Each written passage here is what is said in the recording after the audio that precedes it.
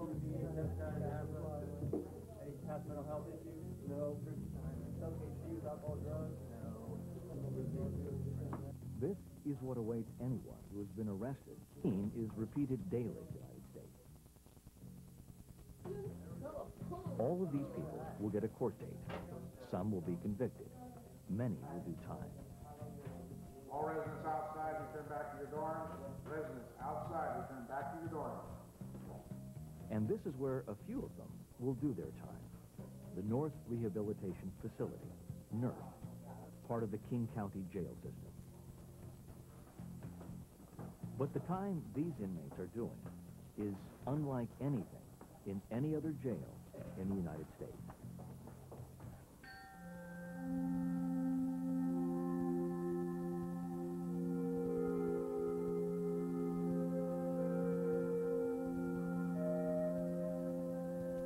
They are practicing an ancient meditation technique called Vipassana.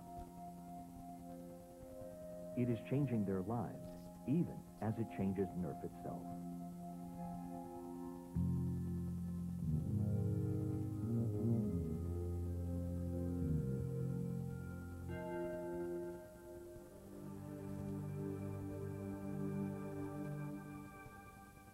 Vipassana is a word from the ancient Indian language, Pali. It means to see things as they really are. Vipassana dates back more than 2,500 years, yet its relevance and value to modern society is undiminished. Through its practice, people from all walks of life and backgrounds work to transform their lives. They bring balance and peace into an otherwise tumultuous existence. But Vipassana is not an easy journey or a quick fix. It's not the sort of thing most prisoners would want to take on to pass the time. Yet some choose to. I think this can have a beneficial effect if for no other reason than it really is a form of mental boot camp. And if you are of the mind that what offenders need is to learn how to discipline themselves, to learn about themselves, to learn a moral code, and to practice that moral code, and to be willing to endure difficulty and discomfort in order to achieve that. If you're of that belief, this is what you want to do. NERF is a minimum security facility operated by the King County Health Department under contract with the Department of Adult Detention. Beyond incarceration, NERF seeks to provide inmate treatment with a focus on drug and alcohol abuse. How many are in jail either directly or indirectly because of alcohol and drug use?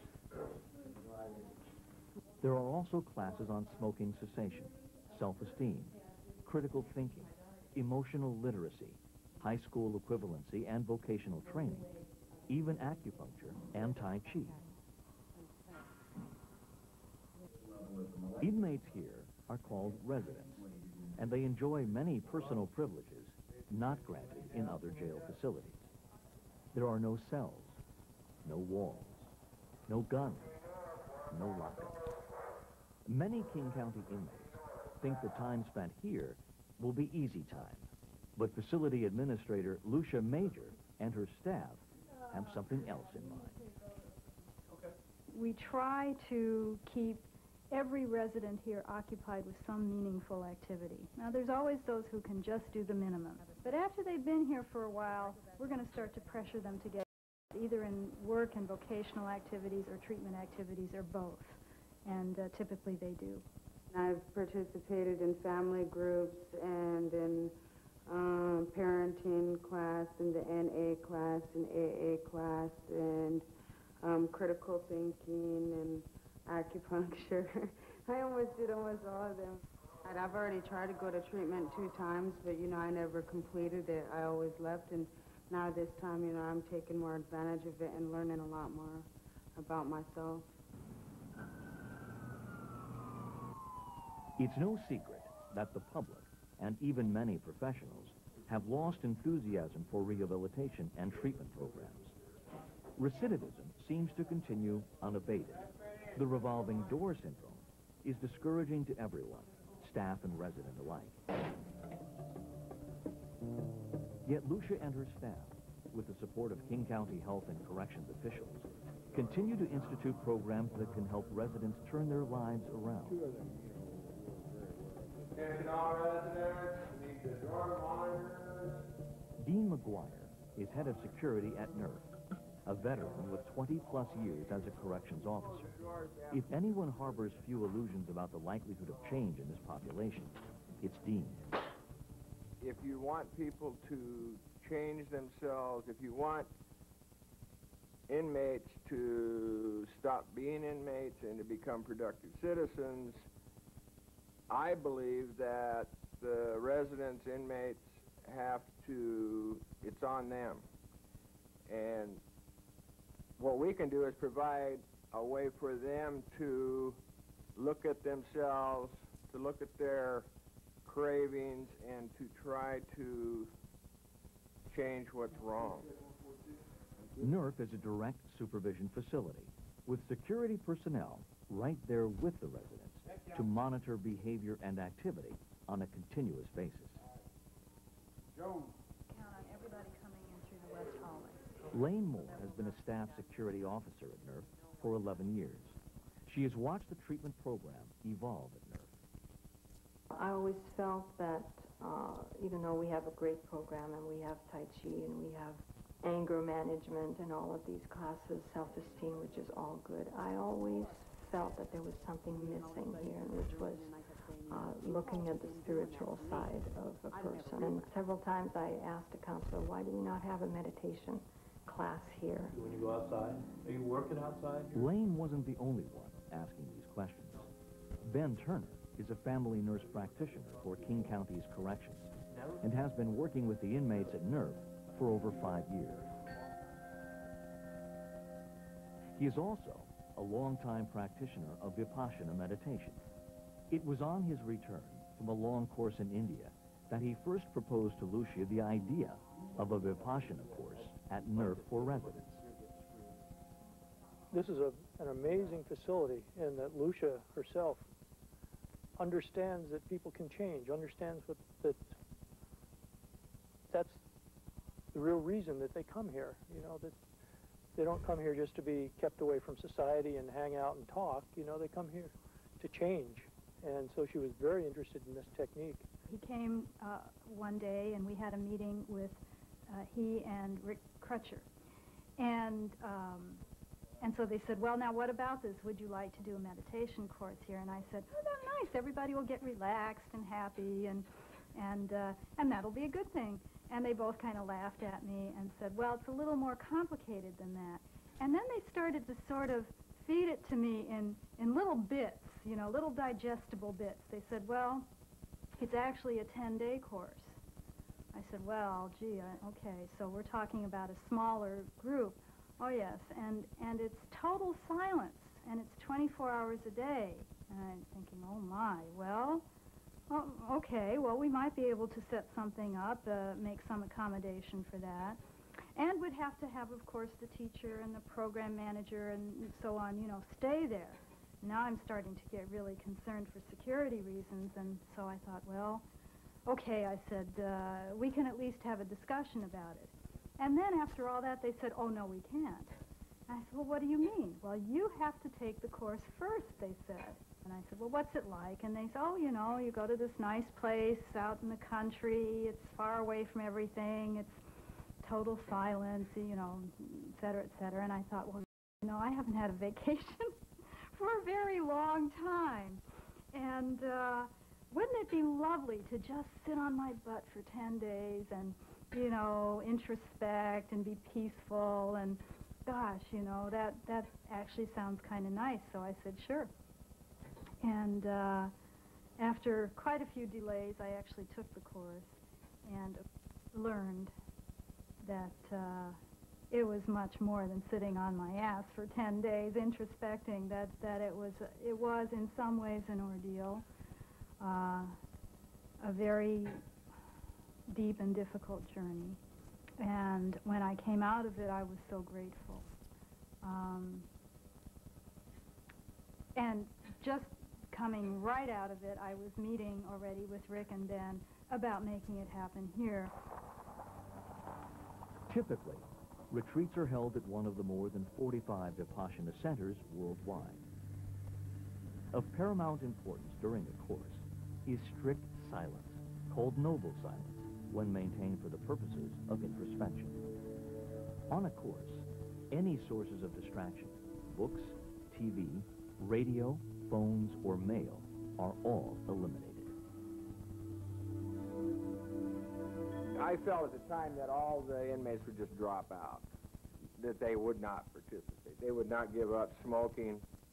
They would not give up their commissary, their visits, their mail, their television, their telephones, and their talking for 10 days.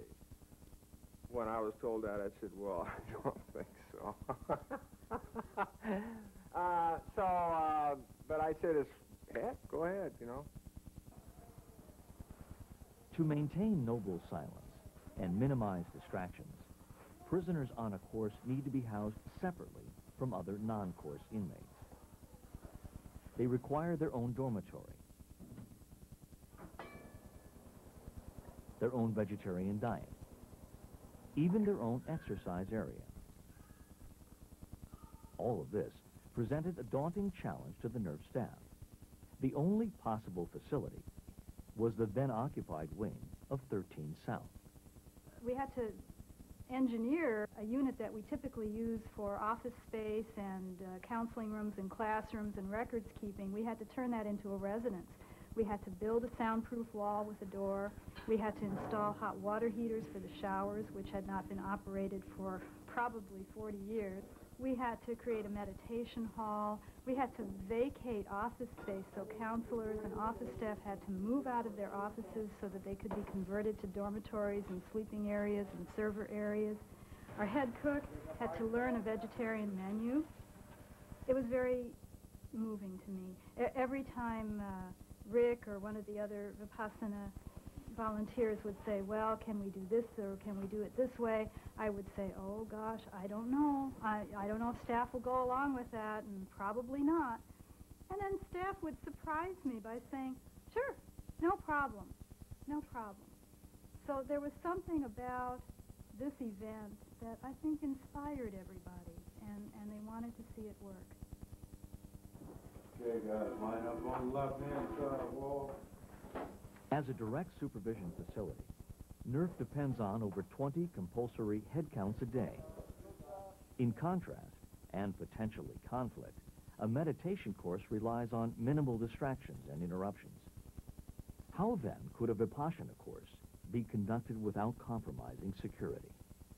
We had to somehow integrate security right into the program. And fortunately, Ben Turner, who is jail personnel, was able to be the program manager, and with help from our security managers here, he was able to take on a lot of the responsibility for calling in the head counts, and he could also make sure that, he's accustomed to observing behaviors and intervening in a timely way before they become a problem. So it became necessary to have that component. We also needed a lot of cooperation from security because it meant that they would have to also monitor periodically what was going on there, which meant leaving the usual perimeter within which they operate and making a special trip over there and understanding what was going on and being of minimal intrusiveness.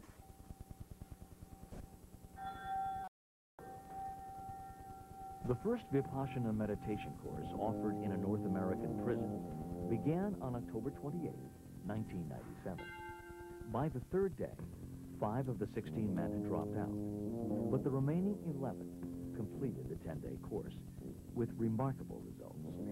Everything that I've experienced in this course, in this last 10 days, I know will last me a lifetime. Their experiences were recorded on a home video camera and subsequently shown to the next group of potential course participants. There will be 4 other women coming in who are old students. At their own request, the next course was arranged for women inmates. Despite their interest, some of the women have strong apprehensions. Their concerns range from the spiritual I am concerned about it being outside of the realm of God. to the mundane. You have to sit still the whole entire time? No, you're sitting in meditation for up to an hour at a time. So when you're actually meditating. Kathy Henry, a Vipassana assistant teacher, will be the manager of the women's course. Throw everything away that you read in that book about any religion. Anything you read The about words of Buddha Richard and Jimerson, teachings, throw an that out. ex-resident who took the first course, have a profound effect on the women. Some of them know him from the streets and are struck by the evident changes they see. My mom went down to take the course. So if my mom went, you know that it's got to have something to it because she worked in a Christian church. Fears about conversion to another religion may persist until one actually takes a 10-day Vipassana course and sees for oneself what it is and what it is not. In Vipassana, the Buddha found a way to alleviate human suffering and bring peace through the practice of self-observation. He encouraged others not to take his word on this or to merely believe, but to undertake the practice and experience the results for themselves. I don't think that when people really practice and understand Vipassana meditation, that they find a conflict with their beliefs, philosophical or religious. And that's one reason why these courses are 10-day courses, because each day you learn a little bit more and you practice and you understand. And the theory and the practice goes together. So it's not just dealing with abstract concepts.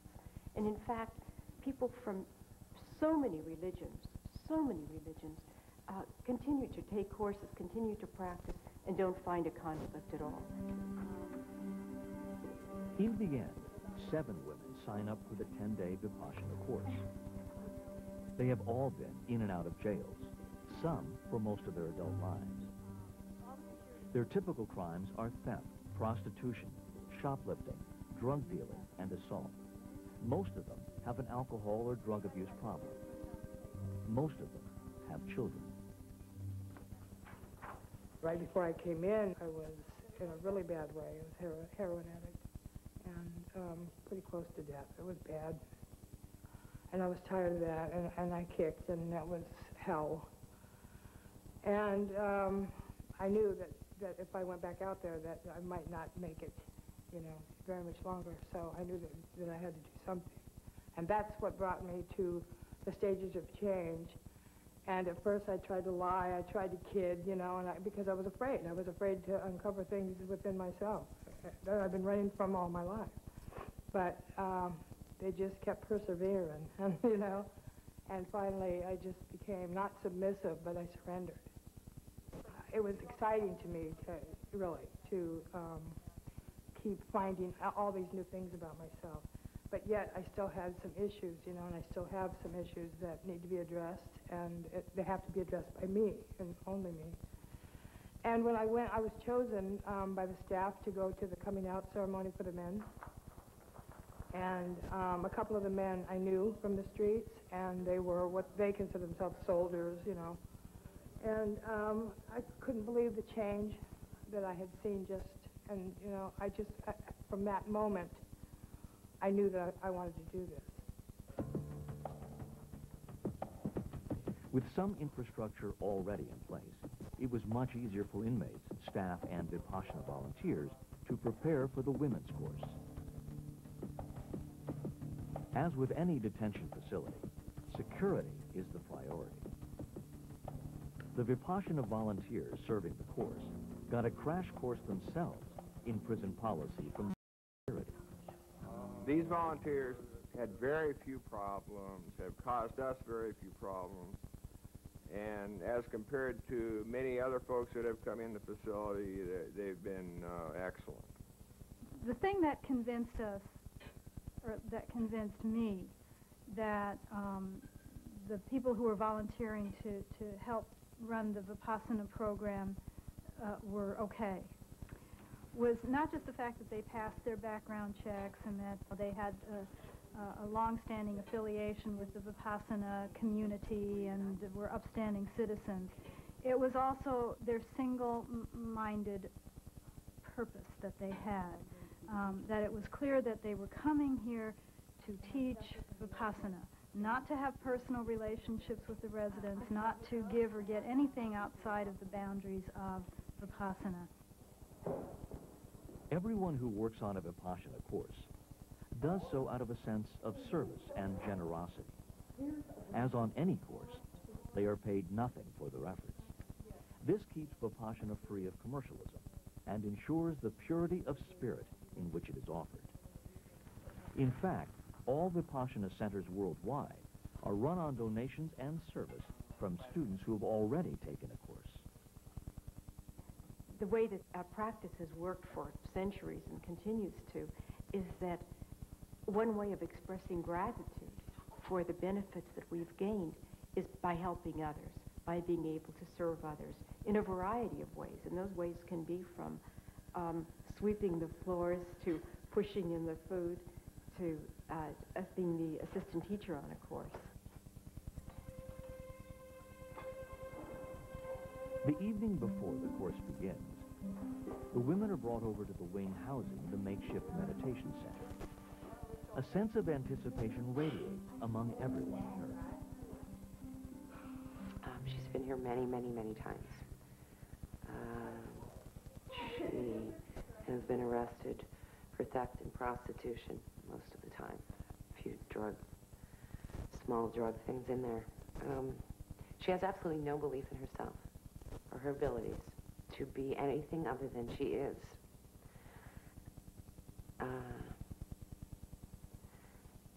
It's my hope that she will be able to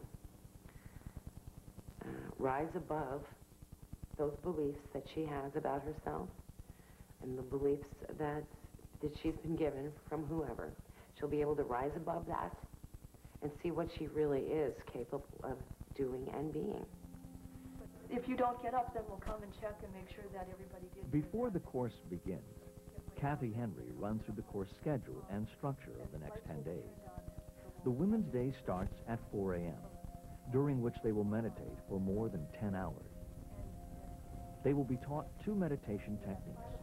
First, Anapana, or observation of breath for concentration, and then Vipassana, observation of sensations, revealing the ever-changing nature of body and mind for self-knowledge, leading to self-transformation. There will be time for meals and rest, and a chance to talk with the teacher. Each day concludes with an hour-long videotaped discourse by the principal teacher, S.N. Goenka, to help the students better understand their practice and the purpose of the technique. By learning to understand themselves better at this level, it helps them to make better decisions, will keep them from acting impulsively.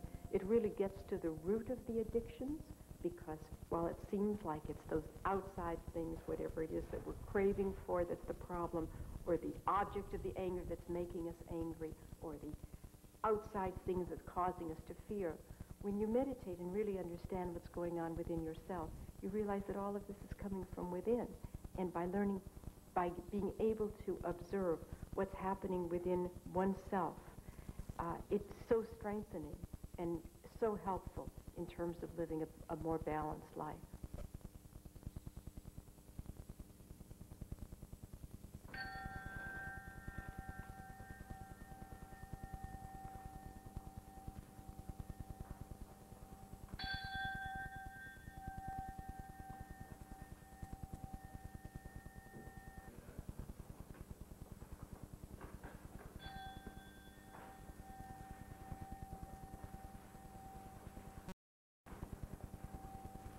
Hour after hour, though they sat together, each woman fought her own separate battle. The course was no less difficult for them than it was for the men. The challenge of remaining detached and balanced, despite the intensity of the experience, at times seemed overwhelming. The meditation program has 3 essential parts. The first is a code of basic moral conduct. For the duration of the 10 days, students vow to abstain from killing, from stealing, from sexual misconduct, from lying, and from using any intoxicants. Next comes the practice of concentration, or mastery over the mind. In Anapana, students observe their own respiration. They work at focusing their attention on the breath as it enters and leaves the nostrils. As students practice the technique, they experience the turbulent and nearly uncontrollable activity of their own mind.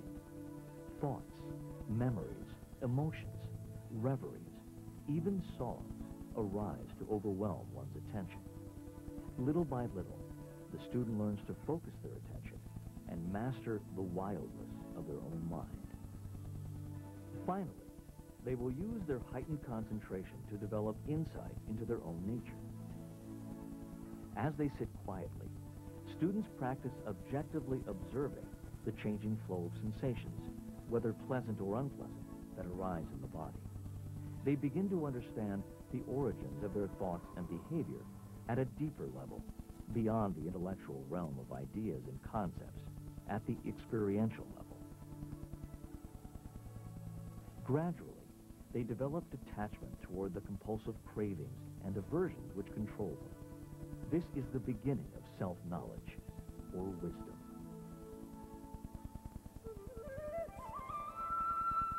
In India, initial courses proved of such benefit that some of the prisons now have permanent meditation centers within the facilities themselves. Courses are offered on a voluntary basis every month, served in part by prison inmates. Moreover, the Indian government has recommended that Vipassana be introduced throughout the prison system as an effective reform tool. Vipassana volunteers believe that this success can be repeated in North American prisons as well. I saw dramatic results in the inmates that participated in the meditation. I saw honesty. I saw these residents being honest about themselves. I saw them being very open and also not bothered by the rules. The rules were okay. You know, everything was just, and I don't mean they were all tranquil. I don't mean that. They weren't necessarily tranquil. They were just okay with stuff. The security staff was here for a reason. The rules were here for a reason. That was what made me see that there was some real change there. Because some of these people were behavior problems before they went into meditation. They weren't when they came out. Almost to a man, there was something behind their eyes that you couldn't get in. It was like this curtain hanging. And then when the course was over, you could see inside. I can't say what the course did for each of them for the rest of their lives, but in 10 days, you could see inside them.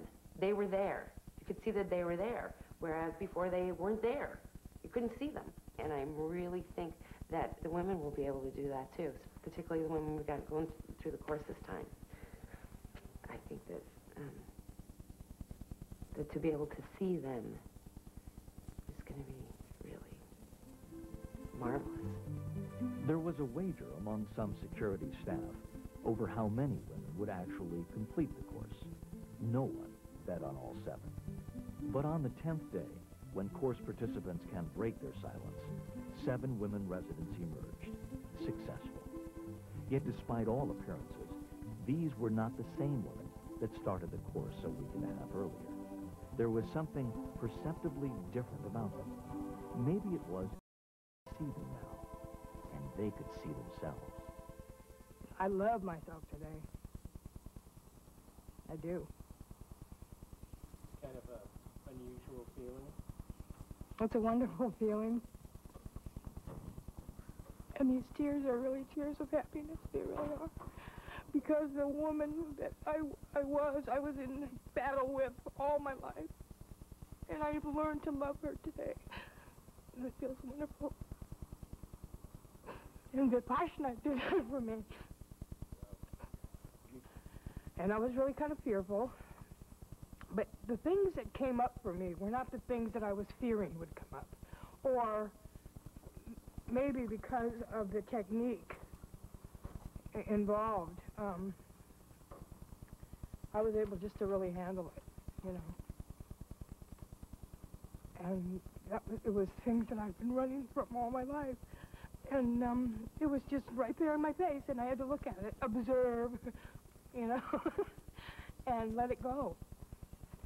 And I've been able to do that. And it really, I mean, there's such a peace and such a weight lifted. I can't tell you. And all my counselors, anyone I've ever have talked to has always said, Carol, you're in your head, you know, get inside. And so last time I was here and in my sobriety, I've really tried to work on that. And this was, you know, definitely an experience where you're inside, you're feeling the sensations. When I get into a tense situation, even just within the dorm, when situations, I've come in a couple of confrontations with people, and it's like, okay, how am I really feeling? What's going on inside? Where's, you know, the heart's beating faster? Just real conscientious of that. So when I get in those situations on the outside, I know that it'll all pass. In '94, I had my dad and my sister pass away 6 days apart. Since then, I felt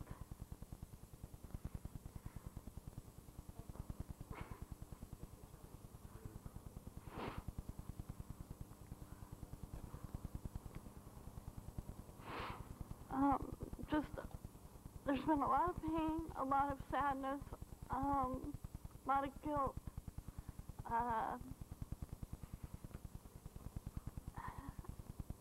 A lot of wondering, you know, why, questions, and then just things about me. And I've really, you know, when I was here last time, I did a lot of grief work, and that was very beneficial to me. And it just so happens that tomorrow, March 7th, my dad would have turned 75 years old if he was still here. So this is kind of it's been real spiritual for me as well, because I know that this is, he'd be very proud.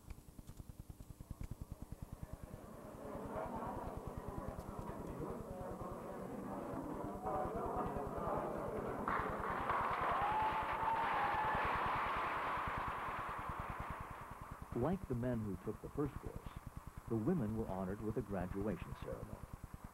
Friends, family, invited NERF residents, and corrections officials were in the audience to celebrate the women's accomplishment. One day I had got up and I wasn't feeling well, and I went to Kathy and I told her I'm not feeling well, and I said after this hour meditation I want to go back to 17 North now. She looked at me and said, Shalia, well, won't you just give it one more hour? I looked at her like, I said, okay, Kathy, okay. So I gave it one more hour. Then later on, Lucia came, and I grabbed her hand, and I said, I can't do it. I just can't do it. And Lucia said, I know how you feel, because during my course, I packed my bags also and was ready to go. And then something stopped me. And she talked me into staying. And right now, I'm glad that I did stay and continue the course. I benefited a lot out of it. My choice of drugs was crack cocaine. And during these 10 days, I did not crave for crack cocaine. My name is Velma Waina. I felt overwhelmed, you know, over everything that happened, you know. I mean, I felt so many feelings, negative and positive, and it changed me. It really did. I mean, when I first came to jail, you know, I mean, it was just like any other time that I came to jail, you know. I mean, when this time's over, you know, I can't wait to get back outside, because when I get back outside, I'm going to go back and do the same thing, you know. But before I go on, you know, with more, I want to tell my mom, you know, how grateful I am that she's here with my son and her husband, and I'm really grateful that he brought me into this world, and I'm happy that I'm alive today, you know. I really am. And God, you know, before I thought, man, I mean, when I was, you know, out getting high and drinking, you know, I mean, I thought that's the way to die, you know, I mean, this is the way I'm going to die, you know, I'm going to die of overdose, I mean, because that's the way it was, you know, I mean, you never thought about how good life could be. When I went through this course, that's what, you know, it made me look at, that you could get through them bad times. You don't have, I mean, like me, I didn't have to go out and use drugs or go out and get drunk or just go out and do whatever I wanted. And now I could, you know, I don't have to go out and get high and go get a beer or whatever, you know. I could face it, you know. I don't have to, you know, say, oh, you know, well, forget it, you know, and let's just go get drunk or let's go get high, and, you know. It don't fix anything. I noticed that, you know. I thought it did, you know. But it don't, and all that stuff that I had, you know, all that misery that I had, it came out, and I felt really, you know, I felt good. I mean, I didn't know I was that miserable, you know, but shit, I was pretty miserable. Let's go right here where the flowers are. Right here, right here. Right here. Not 6, not 5, but 7. Soft as a flower, hard as a rock.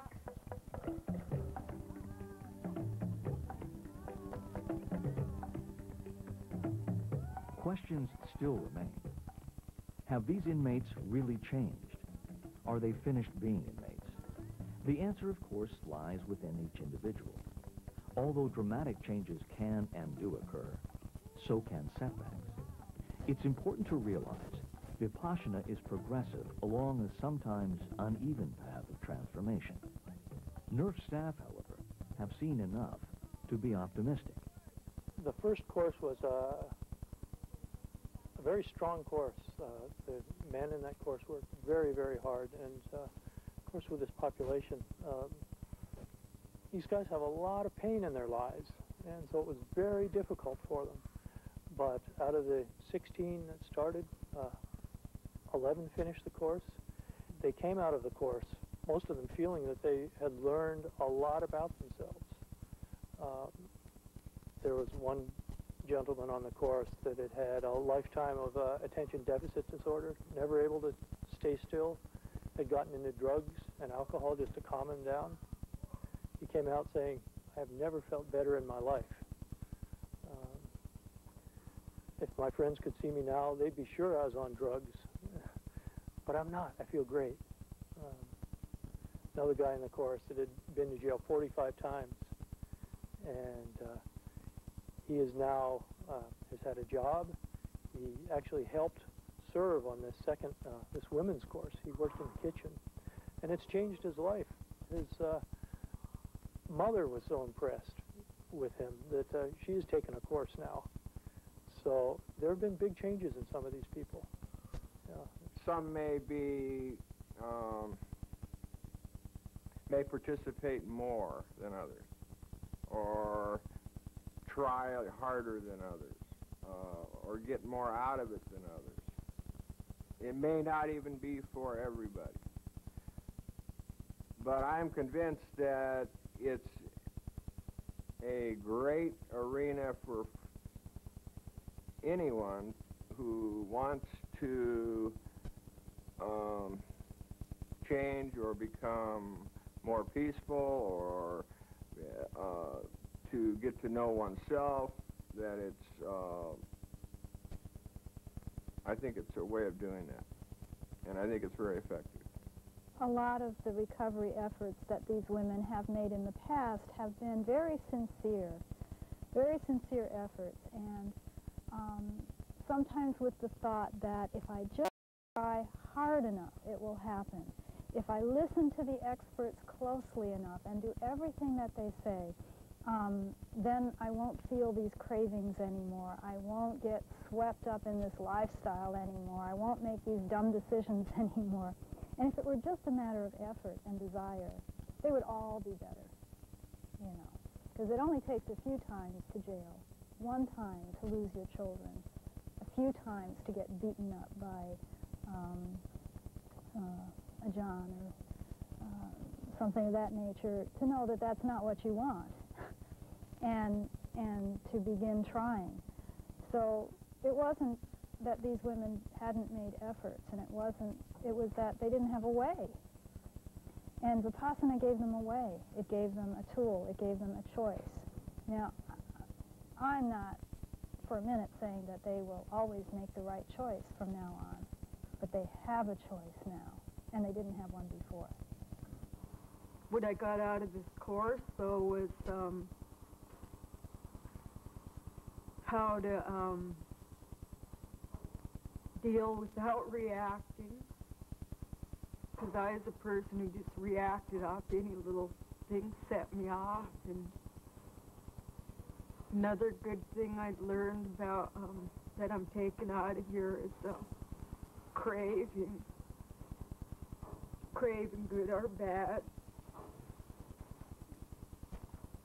And just the tools I got out of the course is just going to stick with me for the rest of my life now. And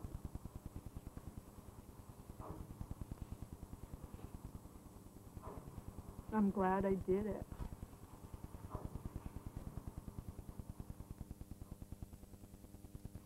Every time you engage an incarcerated individual in any kind of a personal development process where you're saying you're going to change, you know, we're going to give you the opportunity and an environment in which change is likely, you're taking a risk. Change is risky. Change makes people nervous. It brings out all their turbulence that is just under the surface.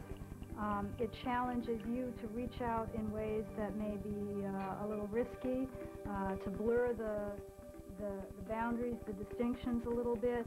If you want change to occur, you got to take some risks. So you're constantly weighing risk-benefit.